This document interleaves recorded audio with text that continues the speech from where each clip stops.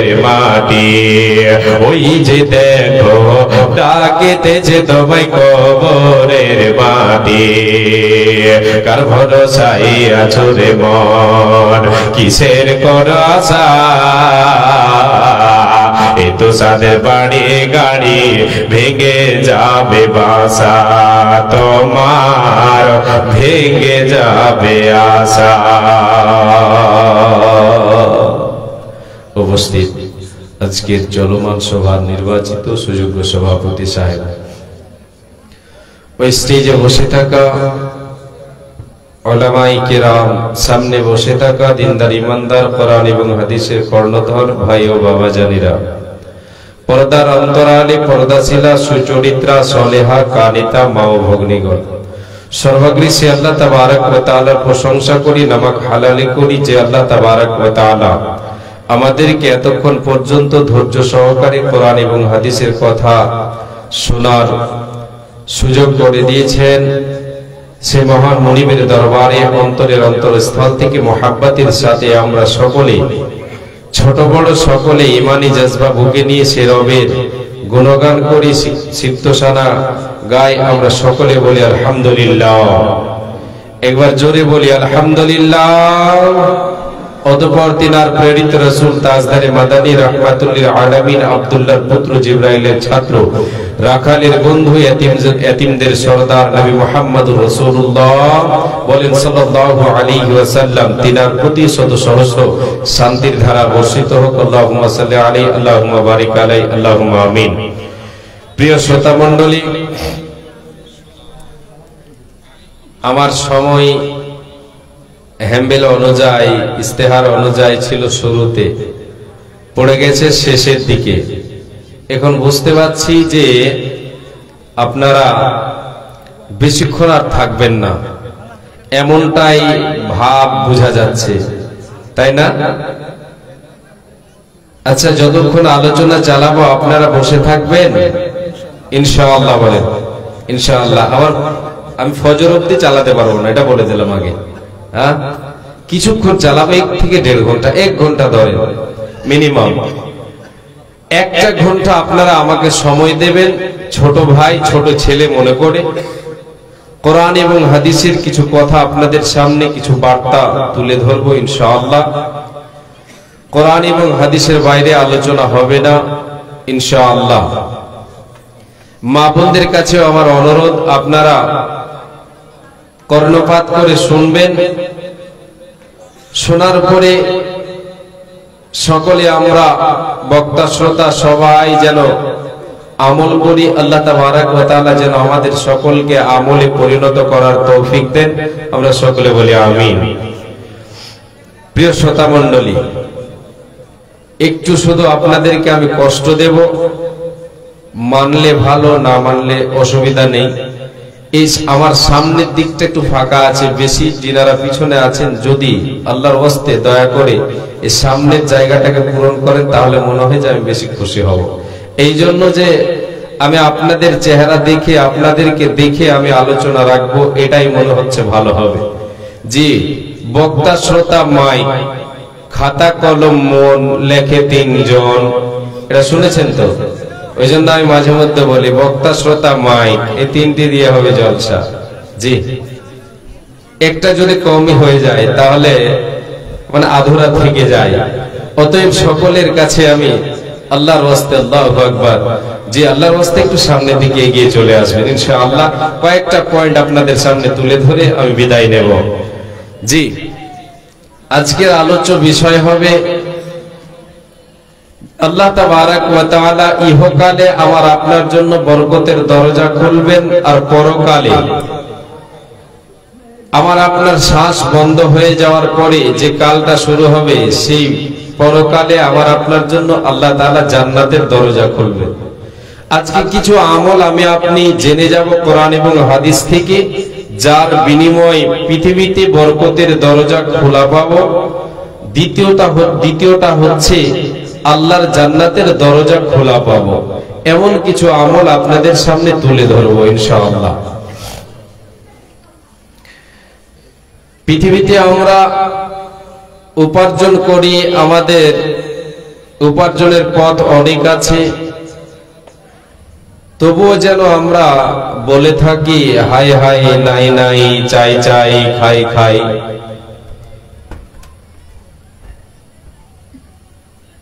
হাতে দই পাতে দই তবু বলে কই কই। এর মানে হচ্ছে তার রুজি রুটিতে উপার্জনে বরকত নেই বলে অভাব পূরণ হচ্ছে না।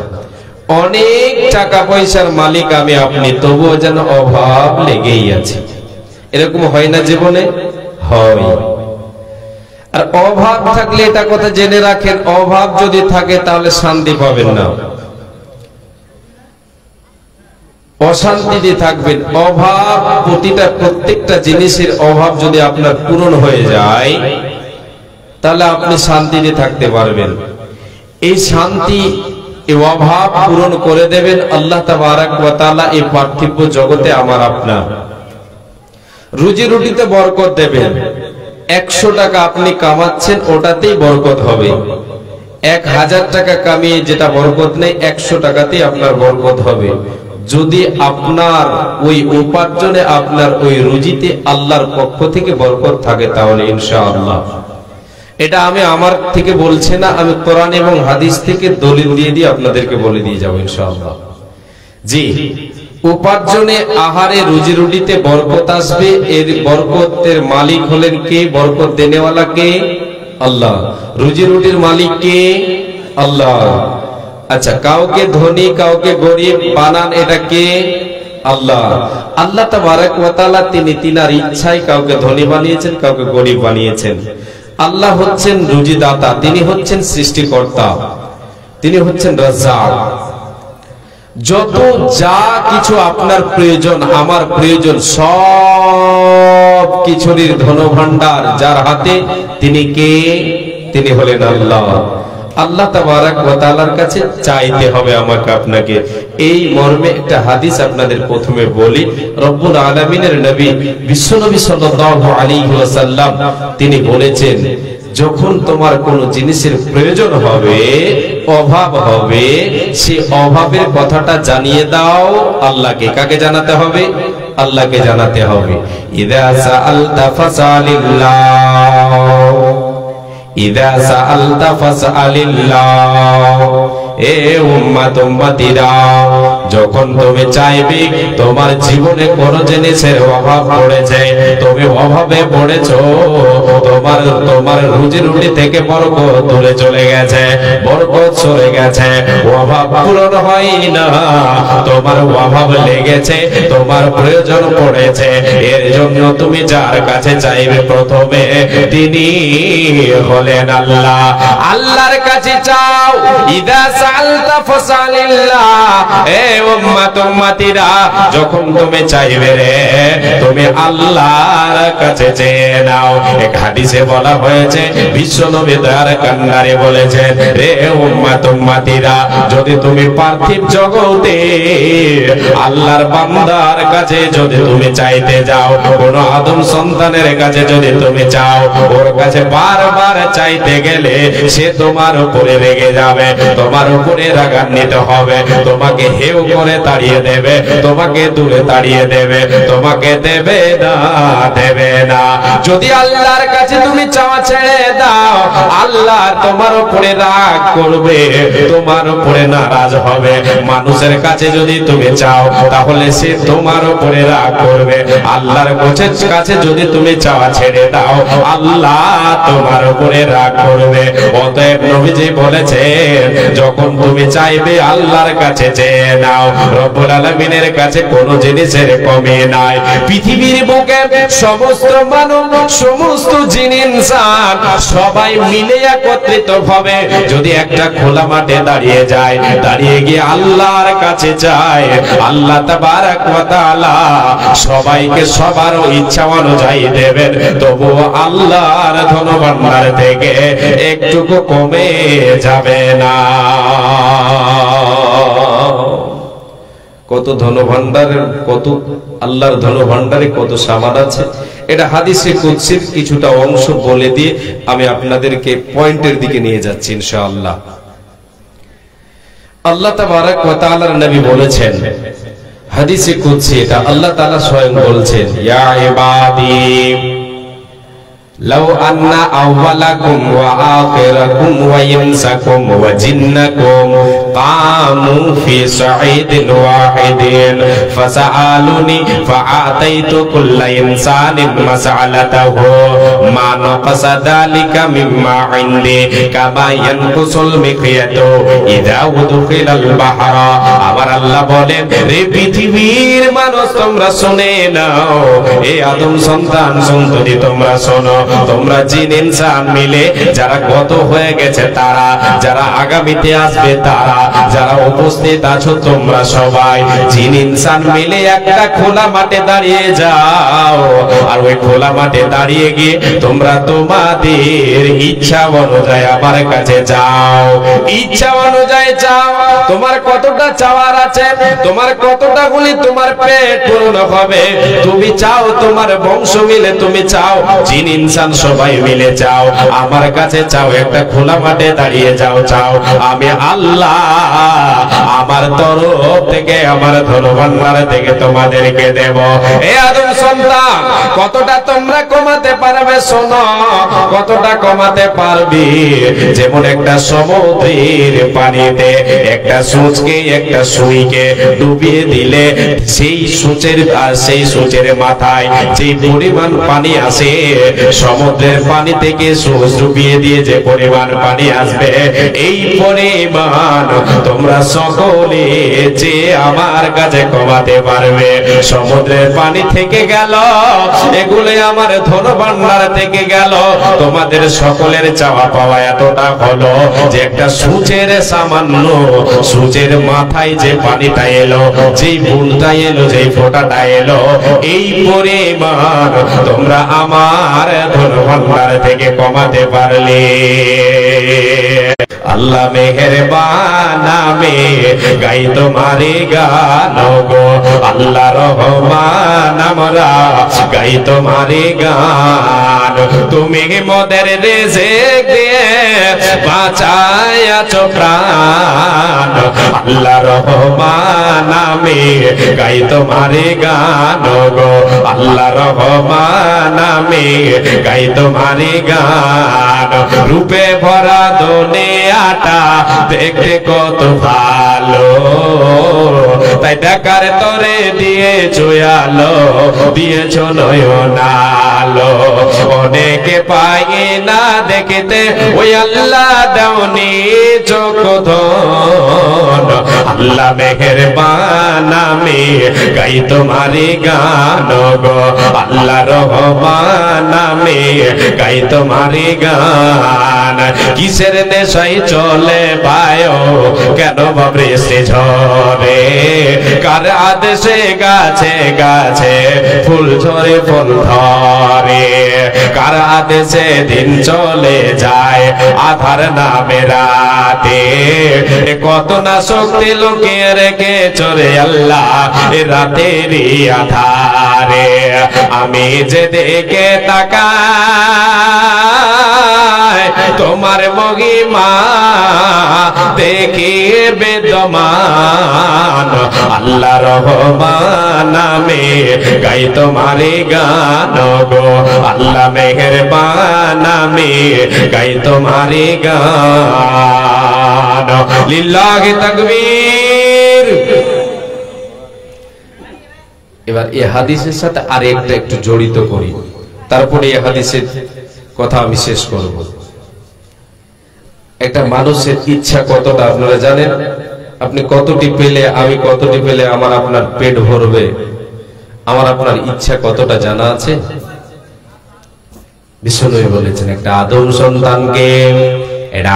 সন্তানকে যদি একটা মাঠ ভর্তি সোনা দেওয়া হয়, একটা মাঠ ভর্তি সোনা যদি তারে দেওয়া হয়, সে আবার ইচ্ছা করবে, সে আশা করবে, সে আবার সে চাইবে মনে মনে, রব্বুল আলামিন এই মাঠের মতো যদি আর একটা মাঠ ভর্তি সোনা আমারে দেওয়া হয়, তাহলে আমার জন্য কতই না ভালো হয়। নবীজি বলেন, উম্মত রে, আদম সন্তানের ইচ্ছা তোমরা দেখে নিয়ে নাও। দ্বিতীয় মাঠ ভর্তি সোনা যদি তারে দেওয়া হয়, সে আবার বলবে আল্লাহ যদি আর একটা পাওয়া যেত আমার পক্ষে কতই না ভালো হতো। নবীজি আমার হাদিস বর্ণনা করতে গিয়ে একবার নয় তিনবার বলার পরই শেষের বেলায় যেই কথাটা বলেছেন সেটা হলো ইল্লা তুরাব, উম্মত রে আদম সন্তানের পেট ভরবে না সহজে যতক্ষণ এর বুকের উপরে মাটি চাপা না পড়বে। এর মানে নবীজি বলেন এর ইচ্ছা এতটাই, নবীজি নিজের ভাষায় বলে শেষ করতে পারেননি। তিনি নিজের ভাষায় শেষের কথা যেটা বলেছেন, আল্লাহ রাব্বুল আলামিনের নবী যেটা বলেছেন, একটা উম্মতের একটা আদম সন্তানের ইচ্ছা হলো যে তাকে মাঠের মাঠ ভর্তি সোনা দেওয়া হলেও তার ইচ্ছা পূরণ হবে না। তাকে যতক্ষণ কবরে লাগা রাখা হবে, তার বুকের উপরে যতক্ষণ মাটি না দেওয়া হবে তার ইচ্ছা পূরণ হবে না। রব্বুল আলামিন হাদিসে কুদসিতে বললেন, আদম সন্তান তুমি চাও, তোমরা জিন ইনসান সবাই মিলে চাও, যত কত হয়েছে সবাই যারা আগামীতে আসবে সবাই একটা মাঠে দাঁড়িয়ে চাও, সবাই চাও আমার কাছে চাও, আমি তোমাদের ইচ্ছা অনুযায়ী দেব। আমার ধন ভান্ডার থেকে কোনটা কমাতে পারবে না, পারবে না, পারবে না।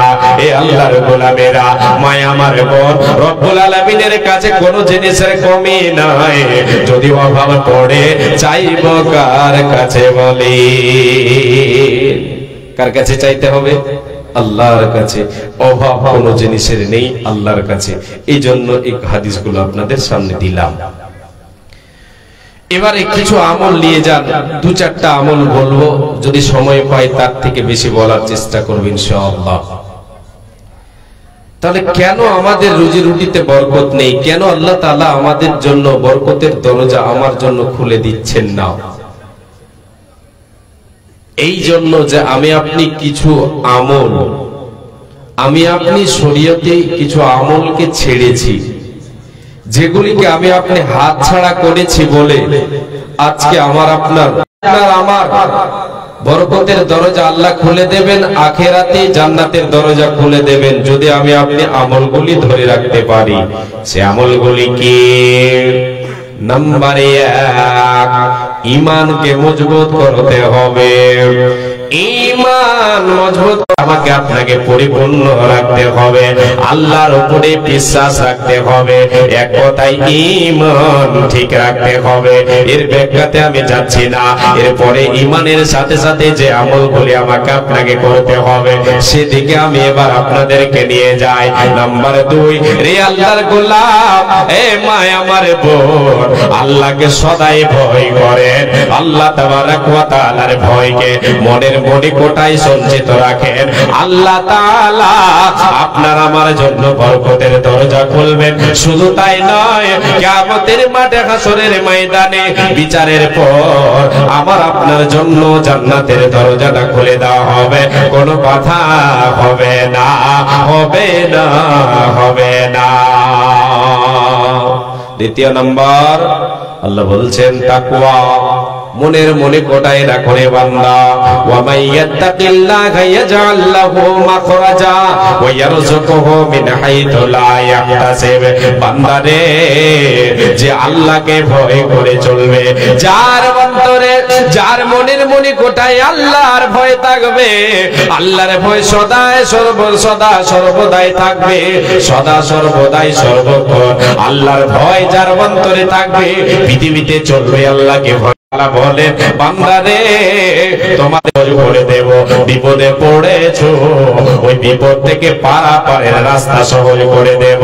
সেখান থেকে তোমাকে পার করার রাস্তা আমি সহজ করে দেব তোমার জন্য। তুমি বিপদে পড়েছো, পার হয়ে যাবে পথ সহজ করে দেব। বান্দা রে, শুধু তাই নয়, ওয়ায়ারযুকুহু মিন হাইথু লা ইয়াহতাসিব, তোমাকে এমন পন্থায়, এমন অবস্থায়, এমন পন্থায় তোমার রুজিতে বরকত দেব তোমার উপার্জনে বরকত দেব, বরকতের দরজা খুলে দেব। তোমার ব্রেন, তোমার স্মৃতি শক্তি অত দূর পর্যন্ত পৌঁছাতে পারবে না, ভেবেও ভুল করতে পারবে না।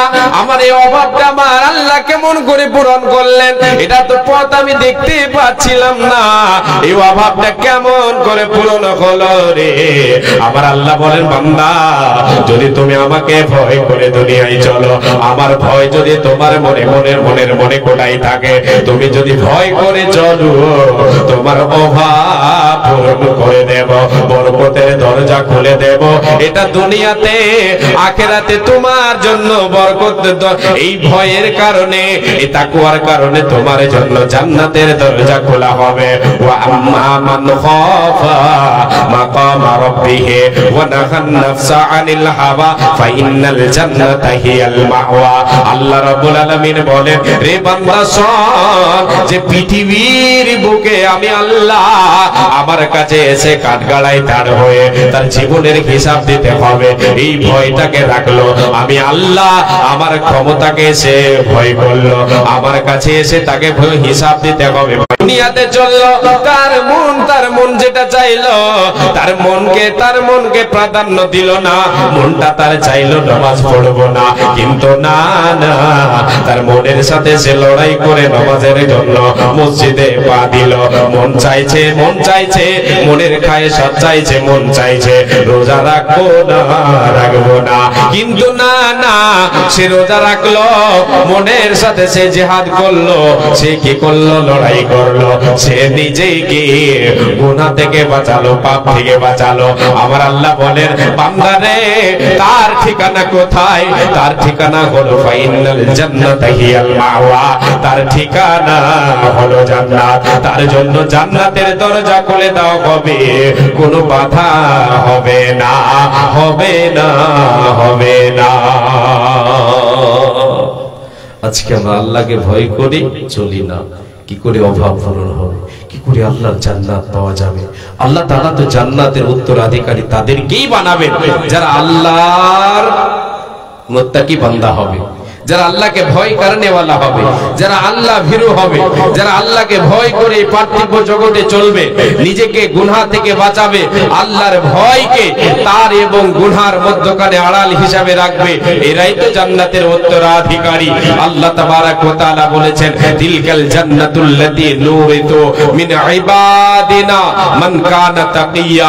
আল্লাহ তাআলা বলেছেন, জান্নাতের উত্তরাধিকারী আমি তাদেরকে বানাবো আমার বান্দাদের মধ্য থেকে যারা মুত্তাকি, আমার বান্দাদের মধ্য থেকে যে মুত্তাকি, পরেজগার, যে আল্লাহওয়ালা, আল্লাহ ভীরু, তাকে জান্নাতের উত্তরাধিকারী বানাবো, জান্নাতের মেহমান, জান্নাতের ওয়ারিস হবে সেই।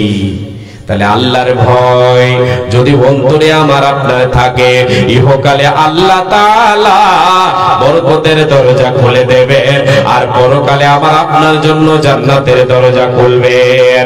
এই আল্লাহর গোলাম, এই মা আমার বর, শুধু আমার আপনার উপার্জনে নয়, গাড়িতে বাড়িতে ছেলে মেয়ে সবকিছুতে বরকতের দরজা আল্লাহ খুলে দেবেন, বরকত দেবেন।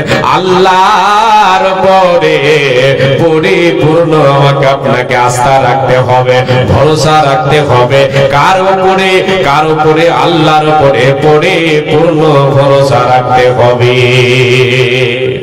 ওয়ামান ইয়াতাওয়াক্কাল আলাল্লাহি ফাহুয়া হাসবুহু। আল্লাহ তাবারাক ওয়া তাআলা বলেছেন, যারা আমি আল্লাহ আমার উপরে পরিপূর্ণ আস্থা রাখে, ভরসা রাখে, তাওয়াক্কুল রাখে, এদের জন্য আমি আল্লাহ যথেষ্ট। তাহলে আল্লাহর উপরে ভরসার ক্ষেত্রে আমাকে আপনাকে কর্মের সাথে সাথে আল্লাহর উপরে ভরসা রাখতে হবে। কিসের সাথে? কর্মের সাথে আল্লাহর উপরে ভরসা রাখতে হবে। এই মর্মে এক সাহাবী জিজ্ঞাসা করেছিলেন, ইয়া রাসূলুল্লাহ, আমার বাড়িতে একটা উট আছে, উটটাকে বেঁধে রেখে আল্লাহর উপরে ভরসা করব, না উটকে ছেড়ে দিয়ে আল্লাহর উপরে ভরসা করে বসে থাকবো? বিশ্বনবী জবাব দিয়েছিলেন, তুমি উটটাকে বেঁধে রেখে আল্লাহর উপরে ভরসা করো, এটা হচ্ছে পরিপূর্ণ আল্লাহর উপরে আস্থা রাখা, ভরসা রাখা। এর বিনিময় কি লাভ হবে? বিশ্বনবী নবী বলেন লাউনা আলাল্লাহি হাক্কা তাওয়াক্কুলিহি লারাযাকাকুম কামা ইয়ারযুকুত তায়রা তাগদু খিমাসান ওয়া তারুহু বিতানা। হে উম্মত উম্মতিরা, যদি তুমি আল্লাহর উপরে পরিপূর্ণ আস্থা রাখো, ভরসা রাখো, তাহলে তুমি শুনে নাও, তোমাকে আল্লাহ তাআলা পাখিদের মতো আহার দেবে রে, পাখিদের মতো তোমাদের আহার দেবে। এটা আবার কেমন করে? নবীজি বলেন পাখিরা সকাল বেলায় খালি পেটে নিজ বাসা থেকে বেরিয়ে যায়, আল্লাহর গুণগান করে, তাসবিহ তাহলিল করে, আল্লাহর উপরে ভরসা করে তারা কর্মে নেমে পড়ে। তারা মাঠে ময়দানে ছড়িয়ে যায়, বিলে খালে গিয়ে পৌঁছে যায়, তারা তাদের হাত পা নড়ায়, এদিকে ওদিকে চলাফেরা করে। নবীজি বলেন আল্লাহ রাব্বুল আলামিন পাখিদের সন্ধ্যা বেলায় বাসায় ফিরাইয়া দেন, তাদের পূর্ণ পেট দিয়ে বাসায় ফিরিয়ে দেন। রে আল্লাহর গোলাম, এ আল্লাহর বান্দা বান্দিরা, বিশ্বনবী বলেন যদি তুমি আল্লাহর উপরে পরিপূর্ণ আস্থা রেখে কর্মে নেমে পড়ো, আল্লাহ তাআলা তোমার অভাব পূরণ করবে পাখিদের মতো, তোমার রুজিতে বরকত আসবে, অভাব হবে না, হবে না, হবে না। ওগো দয়াময়, দিয়ে দুই নয়ন কেন বন্ধ রেখে ছয়া আমাদের, কেন অন্ধ করে ছয়া আমাদের। ওগো দয়াবান, দিয়ে দুই নয়ন কেন বন্ধ রেখে ছয়া আমাদের। ওই আল্লাহ মাথার উপর ওই যে আসমান রেখেছ ঝোলায়ে, পায়ের তলে যে জমিন রেখেছ বিছায়ে, এসবে তোমার কুদরতি ওগো দয়াময়, দিয়ে দুই নয়ন কেন অন্ধ রেখে ছয় আমাদের। ওই আল্লাহ চোখ দিয়েছ দেখার জন্য, শোনার জন্য কান, ওগো দয়াবান, দিয়ে দুই নয়ন কেন অন্ধ রেখে ছয় আমারে, কেন অন্ধ রেখে ছয় আমাদের। ওই আল্লাহ গাছপালা তরুলতা, তুমি বুঝো সবার ব্যথা, বুঝো গো আমাদের ব্যথা। ওগো দয়াময়, দিয়ে দুই নয়ন কেন অন্ধ রেখে ছয় আমাদের।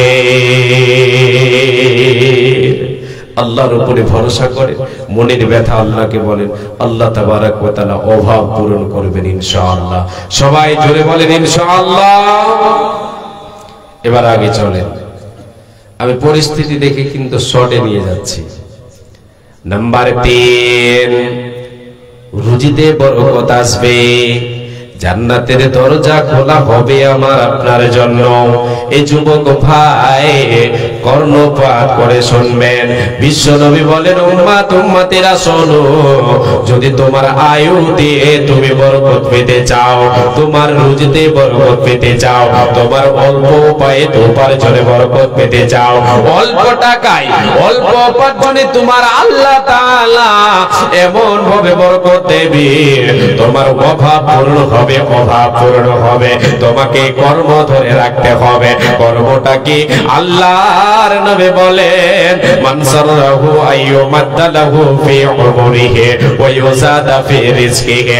আল্লাহর নবী বলেন রে উম্মত উম্মতিরা, তুমি যদি চাও যে আল্লাহ তাআলা আমার আয়ুতে বরকত দেও, আমার জীবনে বরকত দিয়ে দাও, আমি বরকত পেতে চাই, আমার আয়ুতে বরকত পেতে চাই এবং আমার রুজির রুটিতে বরকত পেতে চায়, নবীজি বলেন ফালিয়াতাবাররা ওয়ালিদাইহি, এ উম্মত উম্মতিরা, তোমার বাড়িতে বৃদ্ধ পিতা বেঁচে আছে, তোমার বৃদ্ধা মাতা বেঁচে আছে, এই যে তোমার মা এবং বাবা তোমার সামনে আছে বেঁচে, এদের সেবা করো, এদের দেখভাল করো, এদের সঙ্গে ব্যবহার করো, এদের মুখে আহার তুলে দাও, এদেরকে খাবার দাও, এদেরকে ভালোবাসো।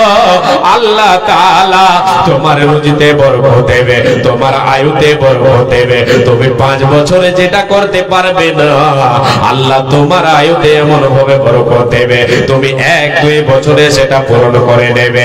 যদি তুমি তোমার রুজিতে বরকত পেতে চাও, আয়ুতে বরকত পেতে চাও, তোমার মা বাবার মুখে আহার তুলে দাও, এদেরকে পথের বেকারে বানিয়ে দিও না, এদেরকে এদের হাতে ছোলা দিয়ে তুমি এদের হাতে ছোলা দিয়ে, এদের হাতে ব্যাগ দিয়ে অন্যের দুয়ারে তুমি প্রেরণ করে দিও না। তুমি যুবক বেঁচে আছো, মা বাবাকে দেখো, এদের সঙ্গে ব্যবহার করো। মা যতই খারাপ হোক তবুও মা, যতই বাবা খারাপ হোক তবুও বাবা। বাবা এবং মা এদের মুখে আহার তুলে দিতে হবে, রুজিতে বরকত পাওয়া যাবে। আর যদি এদেরকে দূর দূর দূর দূর করে তাড়িয়ে দিই, তাহলে আমি আপনি কোশ্চেন কালেও শান্তি পাবো না, রুজিতে বরকত হবে না। অঢেল সম্পদ থাকলেও অভাব পূরণ হবে না, অভাব লেগেই থাকবে। আল্লাহর জান্নাত খোলা পাওয়া যাবে না, যাবে না, যাবে না। আজকে আমি আপনি বেশিরভাগ এই মা বাবা অমূল্য ধন, এদেরকে পেয়ে এদের মর্যাদা আমি আপনি বুঝতে চাই না। এদের যে কি মর্যাদা, এদের যে কি দাম, কি এদের মূল্য রেখেছেন আল্লাহ তাআলা, আমি আপনি বুঝতে চাই না। বিশ্বনবী বলেন তোমার রুজিতে বরকত হবে আর জান্নাতের দরজা খোলা পাওয়া যাবে। রুজিতে বরকত আমার আপনার যদি মা এবং বাবাকে আমি আপনি তাদের মুখে আহার তুলে দিই, তাহলে আজকে দেখা যায় সমাজে অনেক বৃদ্ধা এবং বৃদ্ধকে বাবা মাকে দেখা যায় বাড়িতে সন্তানেরা আছে বেঁচে, 4জন 5জন 3জন 4জন 5জন সন্তান আছে, আর ওই সন্তান ছেলে মেয়ে নিয়ে বিবি বাল বাচ্চা নিয়ে খাচ্ছে, আর ওই দুঃখিনী মা ওই দুঃখী বাবা অন্যের দুয়ারে ছোলা হাতি করে ঘুরছে শুধু এক মুঠ খাবার জন্য। এ আল্লাহর বান্দা, আপনি কি করে শান্তি পেতে পারেন, কি করে আল্লাহর জান্নাতের আশা আপনি করেন? কখনো হতে পারে না, কখনো আপনি জান্নাত পেতে পারেন না।